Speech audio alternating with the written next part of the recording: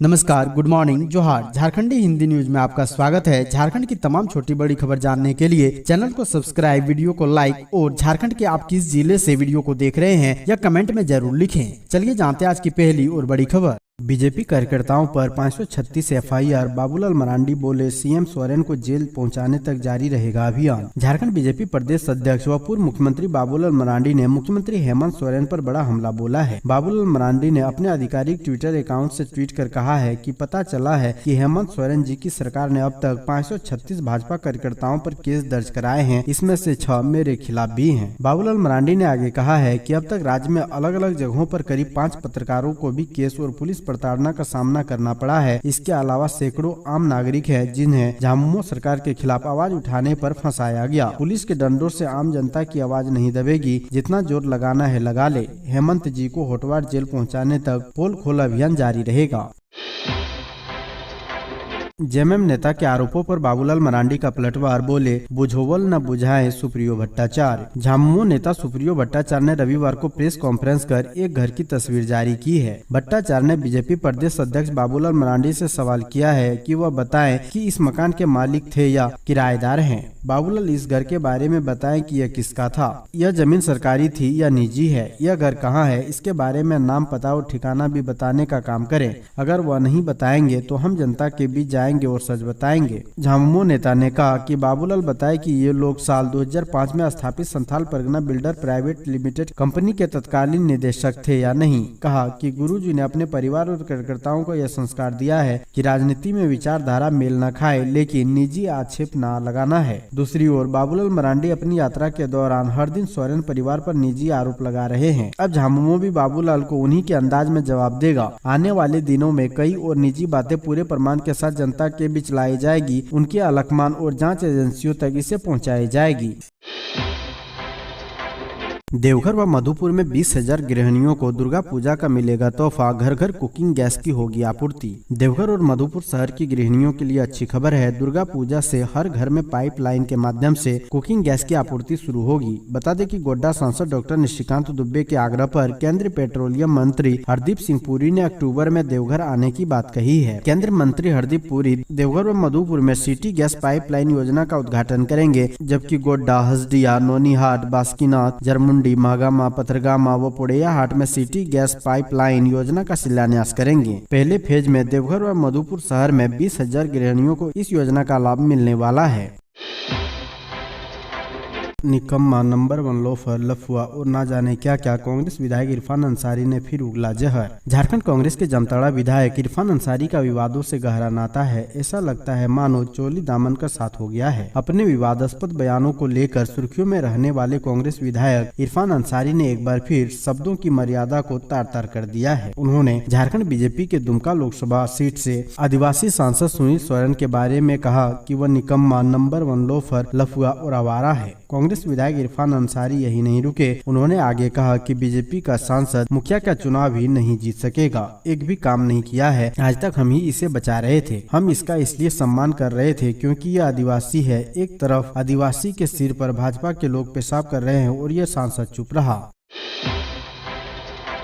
हेमंत सोरेन ने कहा, झामुमो की लड़ाई हमेशा पूंजीपतियों से रहा, मान सम्मान के लिए कभी नहीं किया समझौता। मुख्यमंत्री हेमंत सोरेन ने कहा कि दिसोम गुरु शिबू सोरेन की संघर्ष की बदौलत झारखंड राज्य मिला है। यहाँ की संस्कृति और अस्मिता को बचाने के लिए दिसोम गुरु हमेशा से संघर्षरत रहे हैं। झारखंडियों की लड़ाई हमेशा पूंजीपतियों से रहा है, मान सम्मान के लिए कभी अपनी ईमान को समझौता नहीं करेंगे। कहा कि भूख से मरना पसंद करेंगे लेकिन भीख मांगना पसंद नहीं करेंगे। विरोधी पैसे के बदौलत चुनाव लड़ते हैं और वोट खरीदकर चुनाव जीतने के बाद पूंजीपतियों को बेच देते हैं। डुमरी विधानसभा क्षेत्र के उग्रवाद प्रभावित अपर घाट अंतर्गत पोखरिया पंचायत के फुटबॉल मैदान डेगागढ़ा में रविवार को मुख्यमंत्री ने चुनावी सभा को संबोधित किया। स्कूटी रैली से लेकर जनसंपर्क अभियान में जुटे समर्थक अपने अपने प्रत्याशी के लिए मांग रहे वोट। डुमरी विधानसभा उपचुनाव को लेकर सभी रेस हैं। इसी कड़ी में झामुमो महिला मोर्चा की ओर से डुमरी विधानसभा क्षेत्र अंतर्गत चंद्रपुरा प्रखंड के विभिन्न गाँवों में स्कूटी रैली निकाल एवं पद यात्रा कर झामुमो प्रत्याशी बेबी देवी के समर्थन में जनसंपर्क अभियान चलाया गया। इस दौरान तेलो तरंगा, तारा नारी, नर्रा, पपलो, बंदिया पंचायत में लोगों से झामुमो प्रत्याशी को रिकॉर्ड मतों से जिताने की अपील की गयी।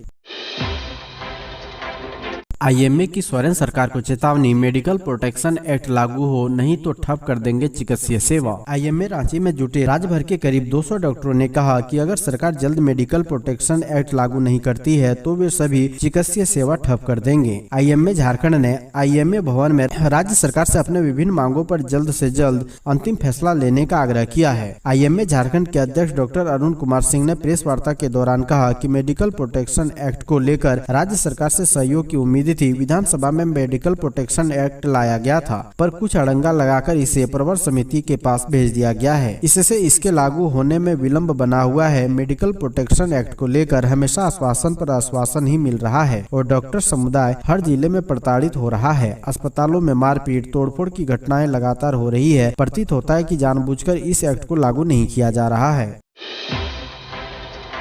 झारखंड में 790 अभ्यर्थियों को नियुक्ति पत्र, केंद्रीय मंत्री अर्जुन मुंडा ने युवाओं से कही ये बात। झारखंड में रोजगार मेले के तहत 790 अभ्यर्थियों को नियुक्ति पत्र सौंपे गए। ग्रुप केंद्र रांची में केंद्रीय रिजर्व पुलिस बल रांची में रोजगार मेले का आयोजन सोमवार को ग्रुप केंद्र रांची के उप महानिरीक्षक DN लाल के नेतृत्व में किया गया। इस अवसर पर मुख्य अतिथि के रूप में केंद्रीय मंत्री अर्जुन मुंडा उपस्थित थे। उनके द्वारा केंद्रीय सशस्त्र पुलिस बल में चयनित झारखंड के 559 अभ्यर्थियों को नियुक्ति पत्र सौंपा गया है। इसके साथ ही साहिबगंज के सीमा सुरक्षा बल प्रशिक्षण केंद्र मेरू में रोजगार मेले का आयोजन किया गया। इसमें 231 अभ्यर्थियों को नियुक्ति पत्र सौंपा गया। इस कार्यक्रम की मुख्य अतिथि के रूप में केंद्रीय शिक्षा राज्य मंत्री अन्नपूर्णा देवी उपस्थित थी। बीजेपी के खिलाफ विपक्षी दलों के महाजुटान में शामिल होंगे मुख्यमंत्री हेमंत सोरेन। विपक्षी गठबंधन इंडिया की आगामी बैठक मुंबई में 31 अगस्त और 1 सितंबर को होगी। 2 दिवसीय इस बैठक में झारखंड सहित देश भर के विपक्ष दलों के नेताओं का महाजुटान होने जा रहा है, जिसमें झारखंड के मुख्यमंत्री और जेएमएम के कार्यकारी अध्यक्ष हेमंत सोरेन भी शिरकत करने वाले हैं। गैर भाजपा दलों की इस तीसरी बैठक पर सबकी नजर टिकी हुई है। मुक्ति मोर्चा की ओर से हेमंत सोरेन के द्वारा इस बैठक में झारखंड की सभी 14 सीटों पर फॉर्मूला तय करने के अलावा छत्तीसगढ़, ओडिशा और पश्चिम बंगाल में भी झामुमो को भागीदारी देने की मांग किए जाने की संभावना है। मुक्ति मोर्चा के केंद्र प्रवक्ता मनोज पांडे के अनुसार विपक्षी दलों की बैठक कई मायनों में अहम होगा, जिसमें केंद्र की भाजपा सरकार के द्वारा केंद्रीय एजेंसियों का इस्तेमाल कर विपक्ष दलों के नेताओं को हाल के दिनों में टारगेट किए जाने के मुद्दे पर एकजुट होकर इसका विरोध करने पर भी विचार किया जा सकता है। नवंबर और दिसंबर में धीरेन्द्र शास्त्री का झारखंड दौरा, बाबा सुनेंगे झारखंडियों की अर्जी। बागेश्वर धाम सरकार की पीठाधीश्वर महाराज श्री धीरेन्द्र शास्त्री इस साल के खत्म होते होते नवंबर और दिसंबर में झारखंड आ सकते हैं। नवंबर में बाबा रांची में प्रभात तारा मैदान में हनुमंत कथा कहेंगे और लोगों की अर्जी सुनेंगे, जबकि दिसंबर में बाबा विधायक ढुल्लू महतो के निमंत्रण पर धनबाद आ सकते हैं। 3 दिसंबर और 4 दिसंबर को बाबा का 2 दिवसीय कार्यक्रम तय किया गया है। फेसबुक सहित कई मंचों पर इसे लेकर जानकारी साझा की जा रही है और लोगों को अभी से आमंत्रित किया जा रहा है। झारखंड की धरती पर बाबा का अब तक आगमन नहीं हुआ है। बाबा को कौन पहले लेकर आता है, इसे लेकर होड़ मची हुई है। चर्चा है कि नवंबर महीने में संगठन सन्यासी बाबा सेवा समिति के अध्यक्ष राजीव कुमार बाबा का कार्यक्रम रखना चाहते हैं। उन्होंने बताया कि आचार्य धीरेन्द्र शास्त्री जी से बात हो चुकी है और उन्हें रांची आने की स्वीकृति दे दी है, लेकिन अभी उनका शेड्यूल बहुत बिजी है। कोई तारीख तय नहीं हुई है, लेकिन हमारी कोशिश है कि नवंबर के पहले सप्ताह में रांची ले आएं। खनन घोटाले में आरोपी दाऊ यादव की तलाश जारी, जल्दी कर सकता है आत्मसमर्पण। झारखंड के साहिबगंज में 1000 करोड़ रुपए के खनन घोटाले के आरोपी दाऊ यादव के बिहार के कटिहार व झारखंड के साहिबगंज के बीच दायरा में छिपे होने की आशंका है। इसके मद्देनजर रविवार की रात पुलिस ने उनकी गिरफ्तारी के लिए कई जगह छापेमारी भी की। हालांकि वह हाथ नहीं आया। जल्दी उनके आत्मसमर्पण की उम्मीद जताई जा रही है। खनन घोटाले में वह आरोपित बनाया गया है। ईडी के बुलावे पर वह पूछताछ के लिए पहुंचा भी, लेकिन बरहेट विधायक प्रतिनिधि पंकज मिश्रा को ईडी द्वारा गिरफ्तार करने के बाद वह फरार हो गया था। उसकी गिरफ्तारी के लिए पुलिस ने कई जगह छापेमारी की, लेकिन अब वह हाथ नहीं आया।